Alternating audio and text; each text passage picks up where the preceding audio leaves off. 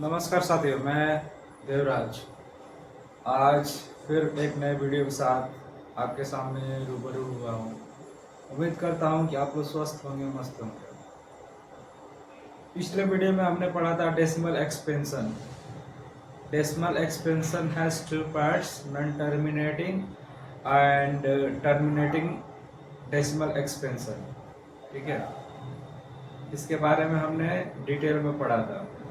अब हम करेंगे एक्सरसाइज 1.3। पहला क्वेश्चन लिखा है, निम्नलिखित भिन्नों को दशमलव के रूप में लिखिए और प्रत्येक दशमलव को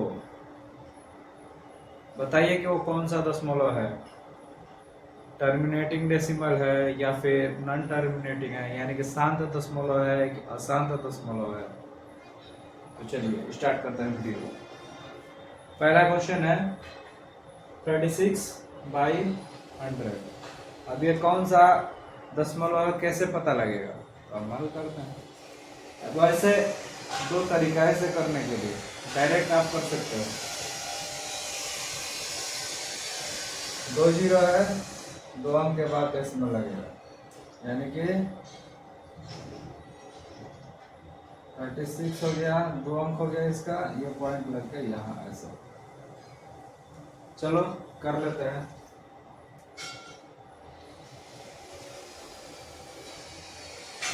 अंदर से भाग देंगे, इसमें तो भाग जाएगा नहीं, 0 बढ़ जाएगा। ठीक है, डेसिमल लगा देंगे, यहाँ हो जाएगा ये 360। अब जाएगा भाग 3 बार।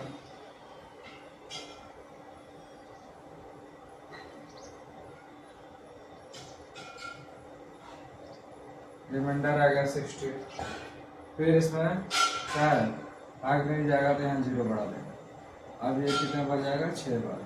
ये हो गया 6 से, ये पूरा पूरा क्या हो गया, डिवाइड हो गया। तो जो भिन्न पूरी तरह से विभाजित हो जाए, उसका रिमाइंडर 0 बचे, उसे हम क्या बोलते हैं, टर्मिनेटिंग डेसिमल एक्सपेंशन। क्या बोलते हैं, टर्मिनेटिंग डेसिमल, यानी कि शांत दशमलव। अतः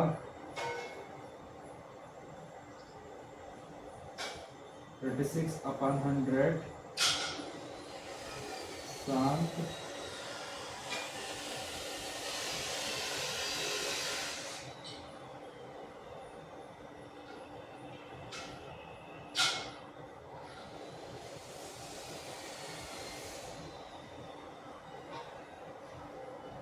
बैकग्राउंड में जो भी म्यूजिक आ रहा है उस पर कृपया ध्यान न दें, क्योंकि वो तो आता रहेगा, हमें कुछ सीखना है। ठीक है, तो बैकग्राउंड इधर शोरगुल ज़्यादा होता है तो उस पर ध्यान मत दो। ये है दूसरा क्वेश्चन। इसमें क्या कह रहा है, दूसरा क्वेश्चन क्या है, दूसरा क्वेश्चन है 1/11। ठीक है, 1/11 ये कौन सा डेसिमल एक्सपेंशन है? तो ठीक यही कंडीशन लगाएंगे ना, सही। 0 बार जाएगा, डेसिमल लगेगा, 10 होगा। ठीक है, फिर 0 बार जाएगा, फिर 10 हो गया, फिर 0 हो जाएगा।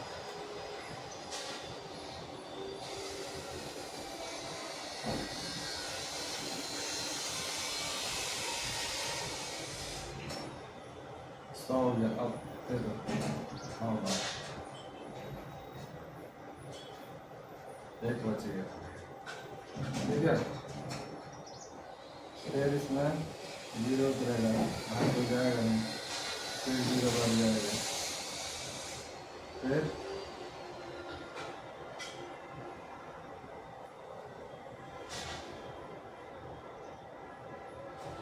100 9 बढ़ जाएगा,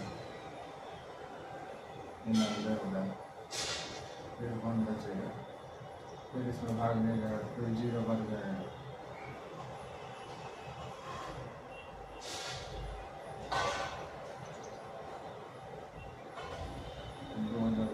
बढ़ा देंगे, फिर 9 बढ़ जाएगा। ठीक है,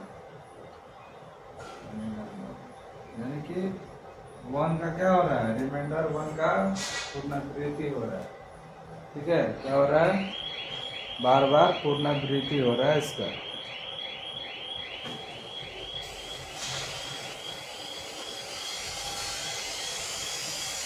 ये इसका शेषफल जो है एक आता ही रहे, कितना भी डिवाइड आप कर लो वो एक आता ही रहेगा। तो ये कौन सा दशमलव हो गया, अशांत दशमलव, यानी कि रिक्यूरिंग डेसिमल। कौन सा हो गया, रिक्यूरिंग डेसिमल। अशांत दशमलव में भी दो दशमलव मैंने बताया था, एक होता है तुम्हारा रिक्यूरिंग डेसिमल, एक नॉन रिक्यूरिंग डेसिमल होता है। ये अंकों का, अब ये भागता चला जाएगा दूर तक, इसको हम कैसे लिख सकते हैं, तो 0.09 ठीक है। तो ये क्या हो गया, अशांत दशमलव, क्या है,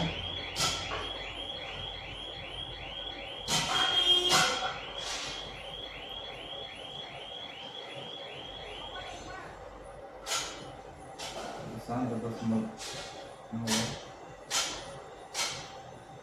ठीक है, नोट कीजिए। अगला क्वेश्चन देख लेते हैं। अगला क्वेश्चन है 4/1/8। 3 नंबर का क्वेश्चन है 4/1/8। ठीक है, तो ये कौन सा डेसिमल है, सॉरी फ्रिक्शन है, मिक्स फ्रिक्शन। क्या है, मिक्स फ्रिक्शन बोलते हैं इंग्लिश। तो अब हम इसको करेंगे, तो पहले हम इसको क्या नॉर्मल प्रॉपर फ्रिक्शन में चेंज करेंगे। इसको प्रॉपर फ्रिक्शन में बनाने के लिए इससे इसमें मल्टीप्लाई करेंगे, 32 + 1 33, यानी कि 33/8 हो गया। ठीक है, 33/8 हो गया। अब हम इसको फिर इस रूप में करेंगे, यहाँ से चलो करते हैं, यानी कि ये बराबर हो गया 33/8 के बराबर हो गया। ठीक है,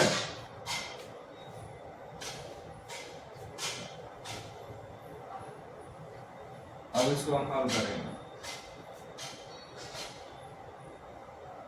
33/8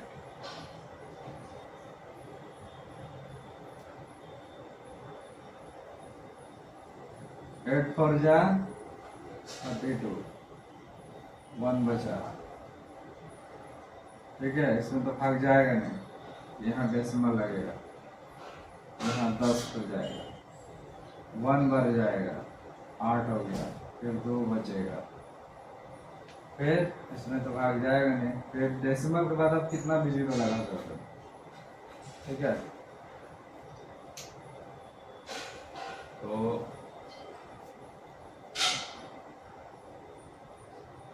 ये हो जाएगा 2 ने 16, 4 बच गया, फिर भाग नहीं जाएगा, फिर 0 बढ़ा दो, 8 बचा 40, कट गया। ये पूरा पूरा क्या हो गया, विभाजित हो गया। तो ये कौन सा दशमलव है, बता 4/1/8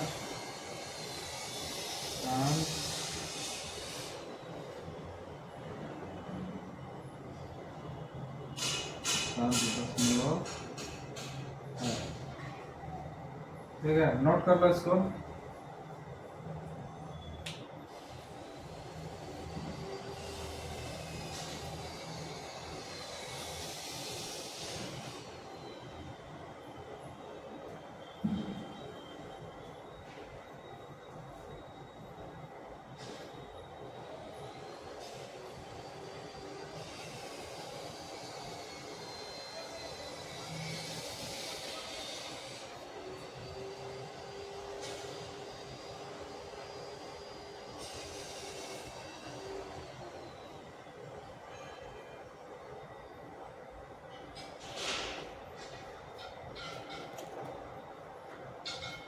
नोट हो गया,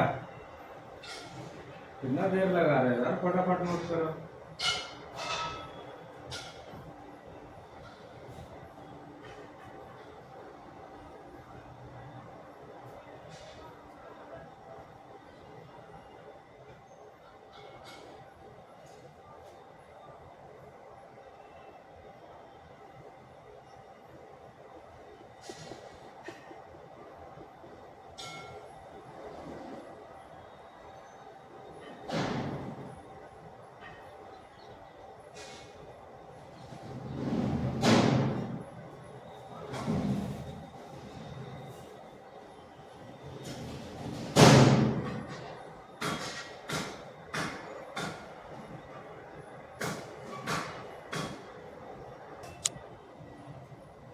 अगला क्वेश्चन देखते हैं।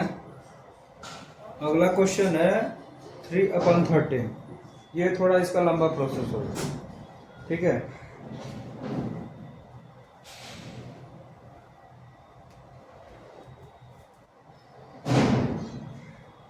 Three upon 13।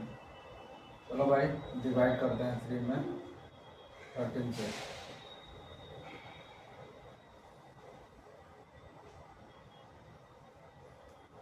पहला तो जाएगा ना इसमें भाग, 0 बढ़ जाएगा, फिर दशमलव लगाएंगे यहाँ तक 30 हो जाएगा, ठीक है। अब चलो 13 दूनी 26, 4 30, ठीक है। भाग तो जाएगा नहीं, 0 बढ़ जाएगा, 39, एक बच गया, ठीक। फिर भाग तो जाएगा नहीं, 0 बढ़ेगा, फिर नहीं जाएगा, फिर 0 बढ़ जाएगा, 10 हो गया, फिर 0 बढ़ जाएगा, 100 हो गया, फिर 7 91, 63 14 63, 13 7 91, 91 9, 100 हो गया, 9 बच गया, इसमें भाग जाएगा ना, फिर 0 बढ़ जाएगा, फिर 7 91, 18।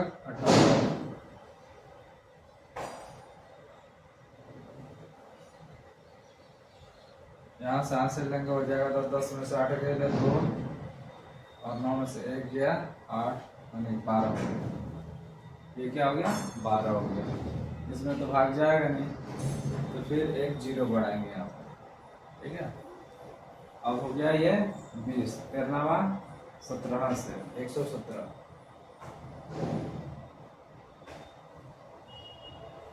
3 हो गया, फिर भाग हो जाएगा ना, 0 बढ़ जाएगा, कर दिया,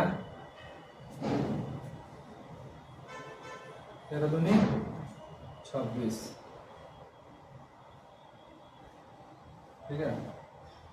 क्या हो जाएगा? 4, फिर 0 बढ़ेगा, 40 हो गया, फिर दिया 39, 1 होगा, भाग जाएगा नहीं, 0 बढ़ जाएगा, फिर 0 बढ़ जाएगा, फिर ये हो जाएगा 100, अब जाएगा 93 और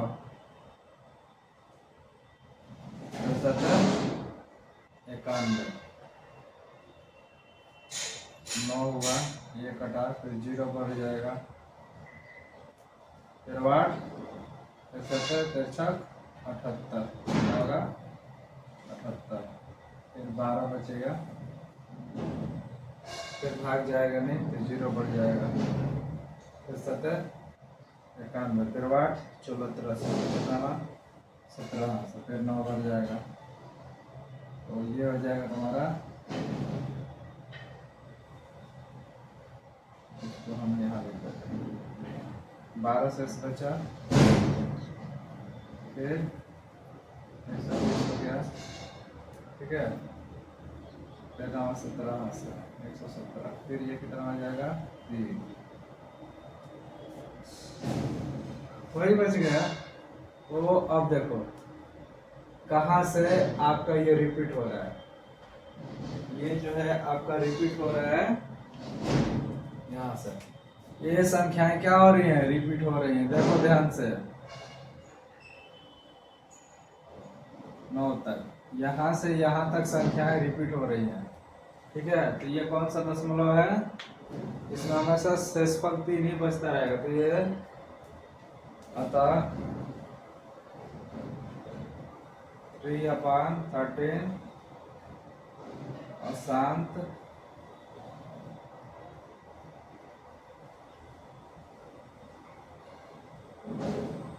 दशमलव है, ठीक है, आसान दशमलव प्रसार का, ठीक है। अब अगला क्या बोल रहा है? अगला क्वेश्चन अगला क्वेश्चन बोल रहा है तुम्हारा 329, पांचवा बोल रहा है 329/400। ये कौन सा डेसिमल है? ठीक है, तो करते हैं इसको। प्रोसीजर वही रहेगा, 329 डिवाइड बाई 400। भाग तो जाएगा नहीं इसमें, तो वैसे हम 0 बार ले जाएंगे, फिर डेसिमल लगाएंगे। डेसिमल लगाएंगे तो यहाँ 0 बढ़ जाएगा। अब इसमें हम भाग देंगे। तो अब तुम लोग कह रहे होगे कि ये इतना बड़ा हो गया, भाग कैसे देंगे सर? इधर से 2 अंक क्या कर दो, हाइड कर दो, इधर से 2 अंक हाइड कर दो, तो ये 32 हो गया, ये क्या हो गया 8। तो अब कर दो, 4 8 है 32, 8 बढ़ जाएगा। लिख दो 0 0 32। ठीक है, ये 0 9 ये कट गया। ठीक है, अब यहाँ फिर 0 बढ़ जाएगा, भाग तो जाएगा नहीं। अब 400 दूनी 8 हो गया, 4 दूनी 8 हो गया। अब ये बच गया तुम्हारा 1, ये बच गया 0, ये बच गया 0। ठीक, 100 बच गया शेष। अब फिर 0 बढ़ेगा यहाँ पर, भाग तो जाएगा नहीं। ये अब इधर से 2 अंक बंद कर दो, इधर से 2 अंक बंद कर दो। इधर हो गया 10, इधर हो गया 4, 4 दूनी 8, 2 बार फिर जाएगा, ये हो जाएगा तुम्हारा 800। ठीक है, 0 0 ये फिर 200 शेष बच गया, यानी कि रिमाइंडर बच गया। फिर 0 यहाँ बढ़ाएंगे भाग देने के लिए। अब इधर से 2 अंक बंद करेंगे, इधर से 2 अंक, 4 हो गया, इधर 20 हो गया। तो 4 5 जा 20, 4 5 20, देख लो 20, 200 हो गया। अब ये सारे के सारे क्या हो गया, कटेगा। इसका रिमाइंडर कुछ बचा नहीं, तो रिमाइंडर यदि नहीं बचा तो ये आपका कौन सा डेसिमल हो गया? Terminating decimal. कौन सा?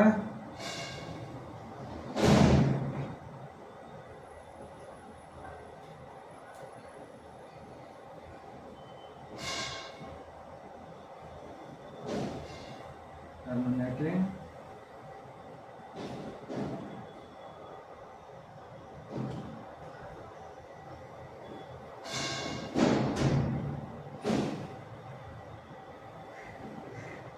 टर्मिनेटिंग डेसिमल एक्सपेंशन का एग्जाम्पल हो गया ये।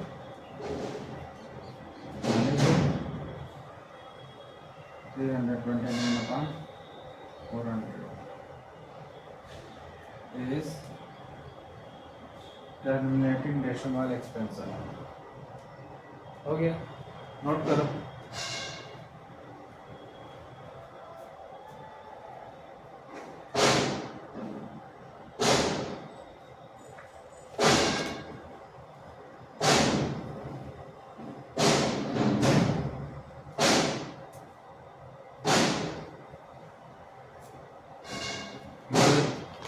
शोरगुल बहुत होता है, समझे? शोरगुल पे ध्यान नहीं देना।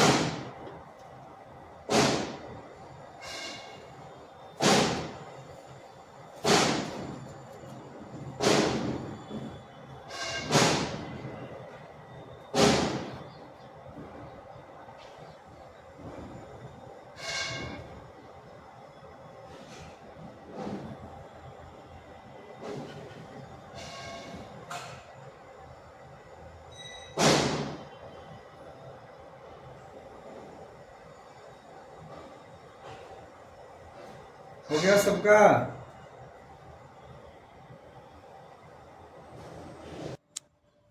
अगला क्वेश्चन दिया है, आप जानते हैं कि 1/7 का मान 0.142857 है। वास्तव में लंबा भाग दिए बिना क्या आप यह बता सकते हैं कि 2/7, 3/7, 4/7, 5/7, 6/7 के डेसिमल एक्सपेंशन क्या होंगे? यदि हाँ तो कैसे? अब संकेत दिया हुआ है इसका। 1/7 का मान ज्ञात करते समय शेषफल का अध्ययन सावधानी प्रयोग से कीजिए।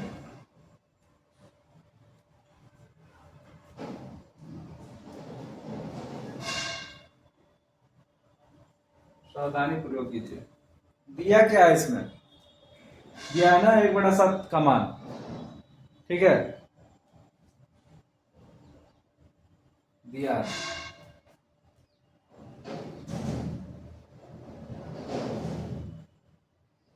1/7 का वैल्यू दिया है आपको 0.14285 ठीक है, दिया है ना।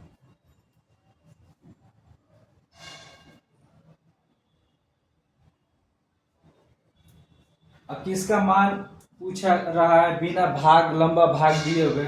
ये पूछ रहा है 2/7, 3/7, 4/7, ठीक है, फिर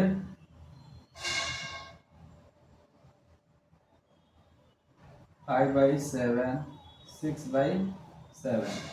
इसका वैल्यू आपसे पूछ रहा है बिना भाग दिए हुए, समझ रहे हैं? बिना भाग दिए हुए पूछ रहा है। इसमें आपको एक चीज कॉमन दिखाई दे रही होगी, सबका जो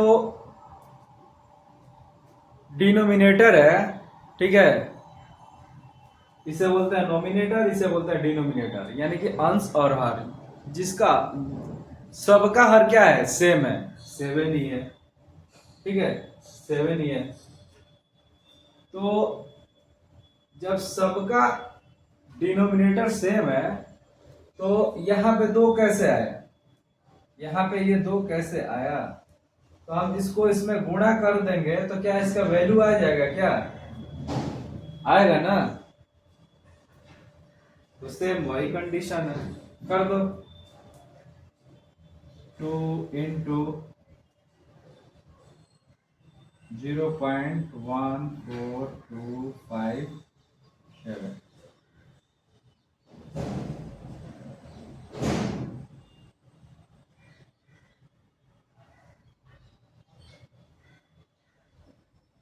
57 है, ठीक है। अब इसमें हम मल्टीप्लाई करेंगे, कर दो मल्टीप्लाई। 2 7 14 के 4, 2 5 10, 1 11 के 1 हाथ में लगल 1, 2 8 16 1 17 के 7 हाथ में लगल 1, 2 दूनी के 4 1 5, 2 चौका 8, और 2 एकम 2 है, 0 में 0। ये आ गया आपका आंसर इतना, पहला का आंसर आ गया इतना। फिर इसमें क्या करेंगे हम? 3 से मल्टीप्लाई करेंगे, किसमें? 0.1425 सॉरी 142,857 में, ठीक है, कर दो। 3 से मल्टीप्लाई करना है ना इसमें। 3 7 21 1 हाथ में लगल 2, 3 5 15, 2 17 के 7 हाथ में लगल 1, 3 7 21 के 1 हाथ में लगल 2, 3 5 15, 2 17 के 7 हाथ में लगल 1, 3 8 24, 1 25 के 5 हाथ में लगल 2, 3 दूनी 6, 2 8, 14 3 42 कर दो। ये आ गया आपका वैल्यू इतना, ठीक है।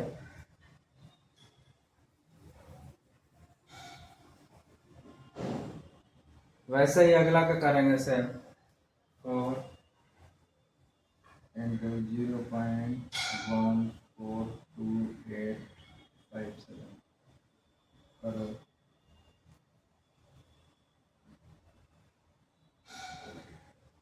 4 7 28 के 8 हाथ में लगल 2, 4 5 20 2 22 हाथ में लगल 2, 4 8 32 2 34 हाथ में लगल 3, 4 2 8 3 11 के 1 हाथ में लगल 1,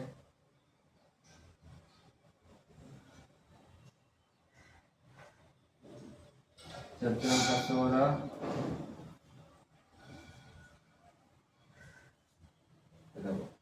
4 7 28 के 8 हाथ में लगल 2, 4 5 20 2 22 2, 4 8 32 2 34 3, 4 8 3 11 1 बचल 14 14 56 यानी 57 हो गए 0 पॉइंट ठीक है। सेम उसका भी है, कर दो 5 इंटू 0.1427 6 into 0.142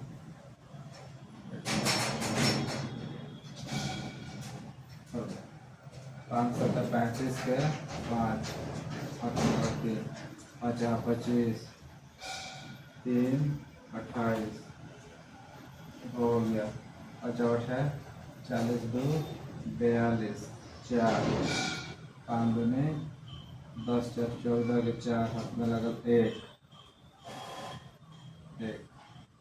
अब 5 14 20 1 21 के 1 हाथ में लगल 2 5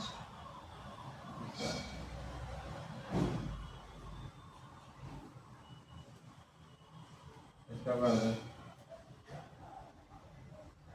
6 7 42 के 2 हाथ में लगल 4 6 35 4 34 4 हाथ में लगल 3 6 48 51 के 1 हाथ में लगल 5 6 दूनी 12 5 17 के 7 हाथ में लगल 1 8 6 14 24 25 के 5 हाथ में लगल 2 6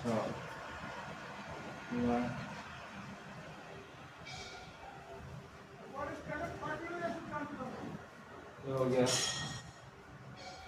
बस देखो बिना हमने भाग किए क्या इसका वैल्यू निकाल दिया ना, बिना भाग दिए इसका वैल्यू निकाल दिया हमने। तो नोट करो, इसको नोट कर लो।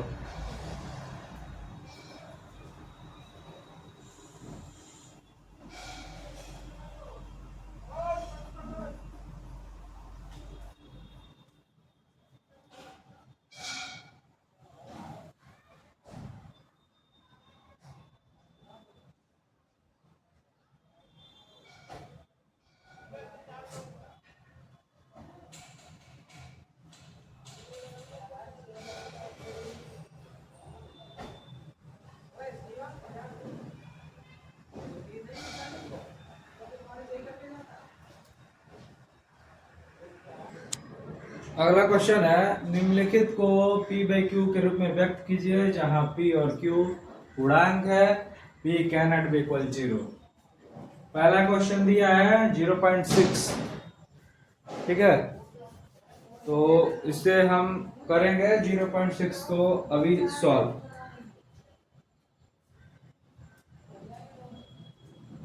क्या हम 0.6 को P बाई Q के रूप में लिख सकते हैं? चलिए लिखते हैं। ये ऐसा है क्या, 0.666 डॉट डॉट डॉट, तभी तो डेसिमल लगा हुआ है। हाँ, बार बार इसका पुनरावृत्ति हो रहा है, इसको दोहराने ना के लिए यहाँ बार लगाया जाता है। तो चलो माना 0.6 को हम x मान लेते हैं और x की वैल्यू कितना दिया हुआ है, ये यहाँ पे दिया ठीक है। तो 0 सॉरी x का वैल्यू हो गया x equal to 0.6 dot dot dot, ठीक है। 6 कर दो। अब हम क्या करेंगे कि दोनों पक्षों में क्या करेंगे, हम एक डेसिमल घसकाने के लिए हमें क्या करना पड़ेगा, 10 से गुणा करना पड़ेगा। आपको पिछले वीडियो में मैंने बताया भी था। तो दोनों पक्षों में क्या करेंगे, 10 से गुणा।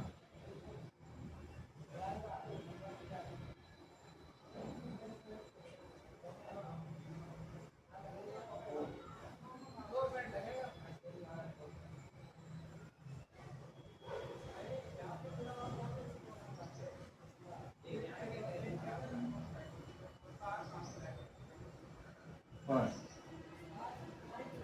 10 into x equal to 10 into 0.66 dot dot dot,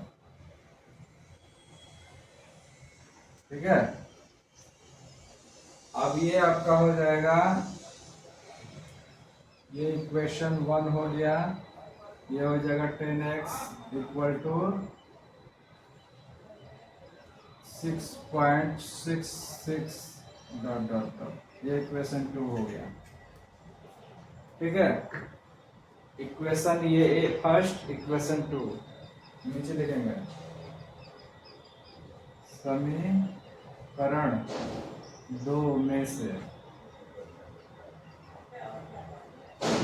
equation 1 में 2 में से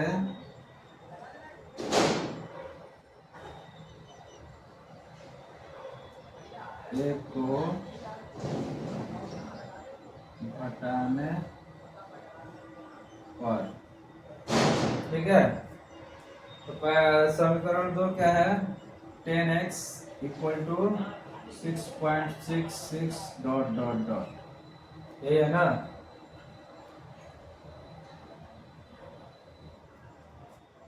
और इक्वेशन फर्स्ट तुम्हारा क्या है, इक्वेशन फर्स्ट ये है। चलो x इक्वल टू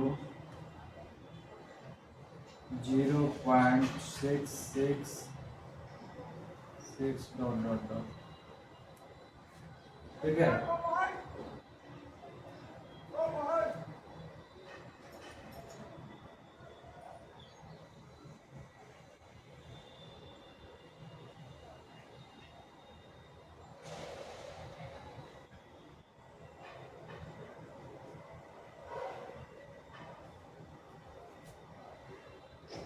उससे कोई मतलब नहीं, अभी जो हमने बढ़ाया उससे कोई मतलब नहीं है, कभी बढ़ भी सकता है, इससे कोई दिक्कत नहीं, ठीक है।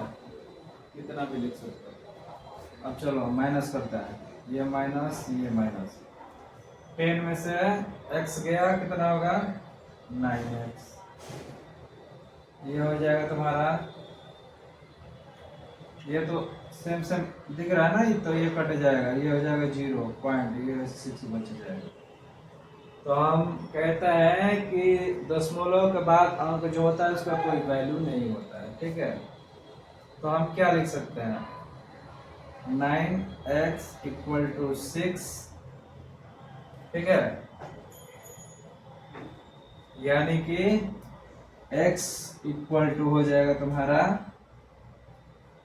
6/9, ठीक है। क्या हो जाएगा 6/9,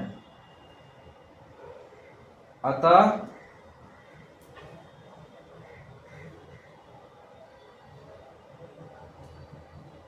0.6 बार इक्वल टू क्या होगा 6/9, यानी कि ये शॉर्ट फॉर्म में भी हो जाएगा। अभी 3 से 3 दूनी 6 होती, 3 के 9,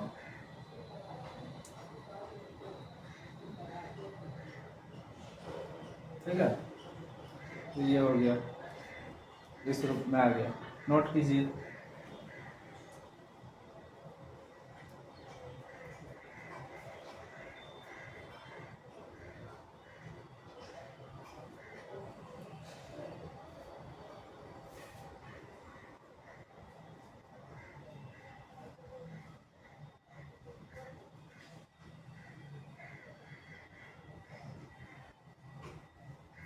दूसरा क्वेश्चन है 0.47 के ऊपर बार लगा हुआ है, ठीक है। दूसरा क्वेश्चन देखो, दिया है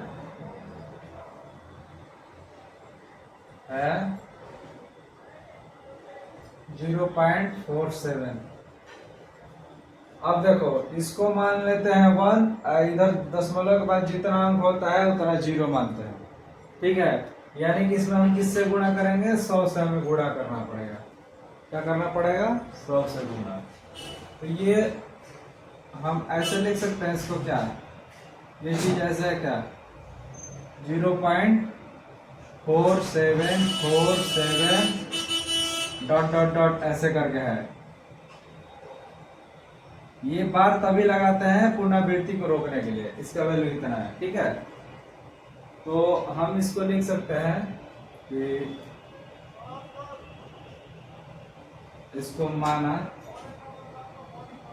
0.47 इक्वल टू x, ठीक है।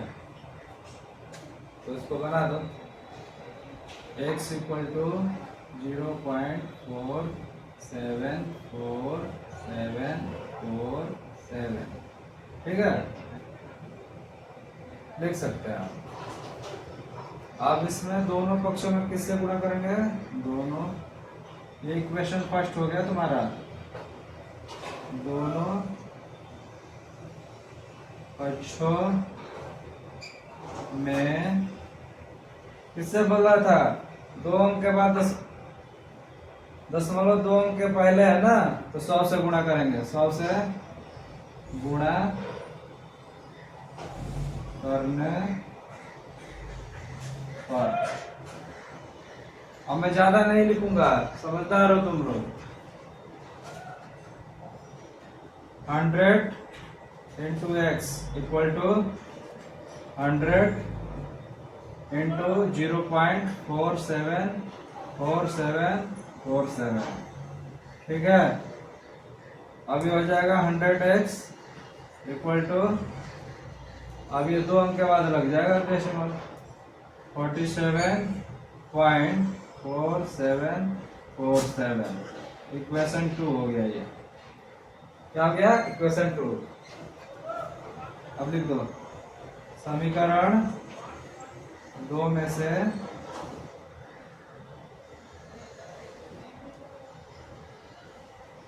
समीकरण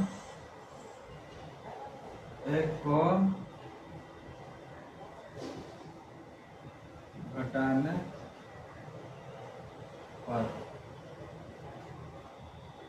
पर, ठीक है।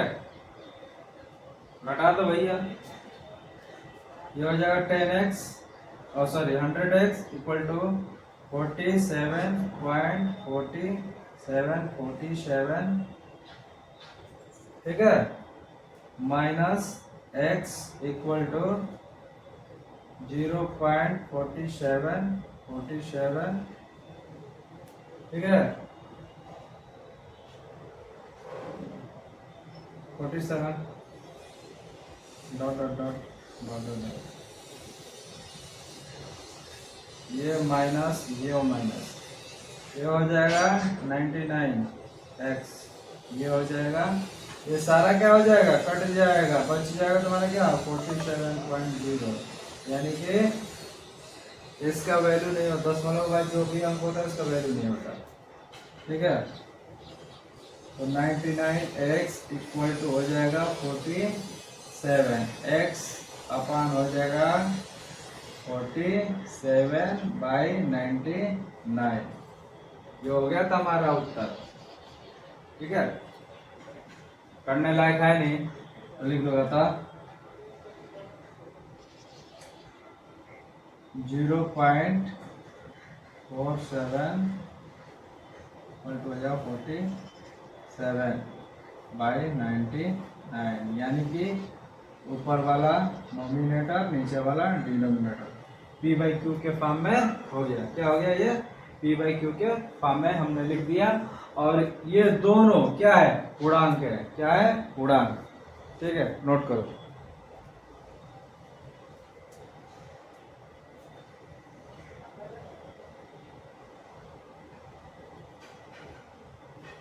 अगला जो क्वेश्चन है 0.001, तो देखो जीरो के पहले दशमलव के बाद कितना अंक है, 1 2 3, इधर एक जीरो है तो इसको 1 मान लेंगे, उस जितना अंक है उतना जीरो मान लेंगे, यानी कि उसमें 1000 से गुणा करना पड़ेगा। तो उसको मैं डायरेक्ट करूंगा, समझ जाना, ठीक है, नोट हो गया। हाँ, अगला क्वेश्चन है 0.001, इसको हम कितने से गुणा करेंगे, इसको मानेंगे 1, ये अंक के बाद जितना जीरो है उतना अंक जितना उतना जीरो, यानी कि इसमें 1000 से गुणा करेंगे। क्या करेंगे, 1000 से गुणा करेंगे इसमें, ठीक है। तो इसको हम लिख देते हैं यहाँ, बार लगा हुआ, तो ये 0.001 ऐसा डॉट डॉट डॉट, ठीक है, माना 0.001 बराबर x मान लिया मैंने इसको, ठीक है।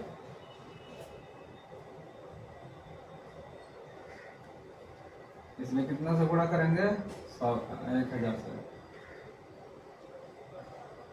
दशमलव हटाने के लिए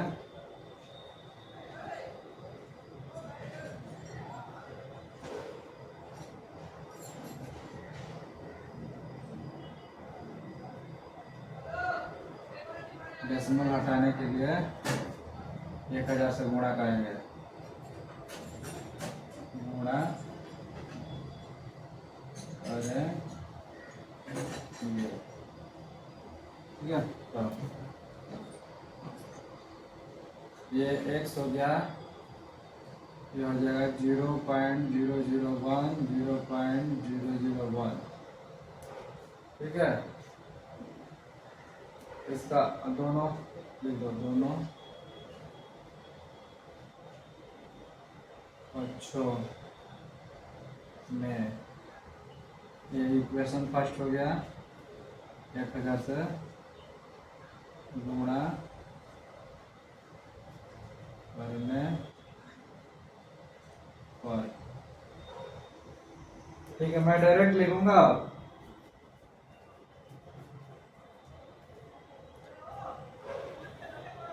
यह हो जाएगा तुम्हारा 1000x इक्वल टू 1.001, ठीक है। तो ये 1000 से गुणा करेंगे तो 1 हो जाएगा, ठीक है। ये हो गया इक्वेशन 3। अब समीकरण 2 में से एक को घटाने पर, शोरगुल बहुत होता है तो शोरगुल पर ध्यान मत दो। ये हो गया तुम्हारा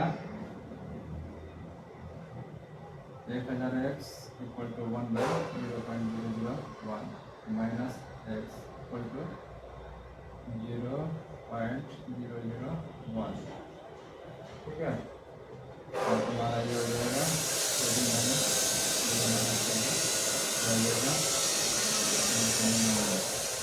x बराबर 1, ये सब कट जाएगा, ठीक है। x बराबर 1/999, ठीक है। हमने इसको क्या p/q के रूप में लिख दिया, ये हो गया, ये भी पूर्णांक है, पूर्णांक, और ये भी पूर्णांक है, क्या है, पूर्णांक। ये अपन q के फॉर्म में भी हो गया, ठीक है, ये हो गया। वीडियो अच्छी लगी हो तो उसे सब्सक्राइब जरूर करना, और मेरी इस वीडियो को ज़्यादा से ज़्यादा शेयर करना ताकि सभी बच्चों तक मेरी वीडियो पहुंच सके। और बिल्कुल भी ध्यान नोट करो।